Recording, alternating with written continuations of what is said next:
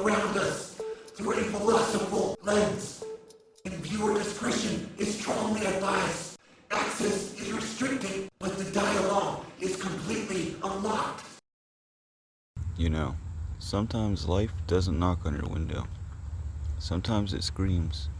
Sometimes it screams so loudly that you start believing you have to answer it. And that's where we get ourselves into trouble. Because somewhere along the way, we started confusing noise with importance. The louder something becomes, the more attention we think it deserves. But that's not necessarily true. A fire alarm deserves your attention. A random person yelling at you from across the parking lot? Maybe not. A notification demanding that you respond immediately? Not necessarily. Someone else's anger? That's theirs. Someone else's panic? That's theirs too. And sometimes, the loudest thing in your environment is simply the thing that wants your attention the most, not the thing that deserves it. That's the difference. Look at the petrodactyl. It has one objective: get Uncle Frank to react, so it screams louder. It flies faster. It gets closer. It keeps pursuing. And what does Uncle Frank do? He looks back, he sees it, he understands exactly what's happening, and then he turns on autopilot. He doesn't need to fight it. He doesn't need to scream back. He doesn't need to prove anything. He simply continues towards his destination. And there's something practical in that. Because you are going to encounter petrodactyls in your life. Maybe they won't have wings. Maybe they won't have giant teeth. And hopefully they won't be screaming directly behind your helicopter. But they'll exist. They'll be the person who keeps pushing your buttons. The message that demands an immediate response. The argument that keeps trying to pull you back in. The problem that keeps making more noise simply because you haven't reacted to it yet. And here's the one question. Does everything demanding your attention actually deserve it? You don't have to answer yes. You don't have to answer no.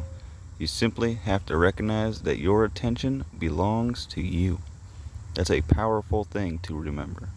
Because once you realize that, you stop treating every interruption like an instruction. You can hear something without obeying it.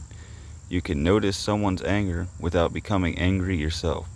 You can recognize chaos without becoming chaotic. And you can keep moving. That's what autopilot represents. Not avoiding responsibility, not pretending nothing is happening. It's knowing where you're going well enough that every distraction doesn't get to choose your course. And sometimes that's exactly what we need. Not another argument, not another explanation, not another attempt to convince somebody who has already decided what they want to believe. Sometimes you just need to keep flying. Let the noise be noise, let the screaming be screaming, let the petrodactyl flap its wings as hard as it wants. Because if something has to exhaust itself just to get a reaction from you, maybe the reaction never was yours to give in the first place. And eventually, the thing that was chasing you may discover that it can't keep chasing something that refuses to run emotionally. That's when the chase ends.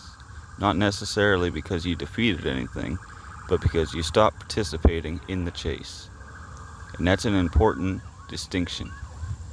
You don't always win by fighting.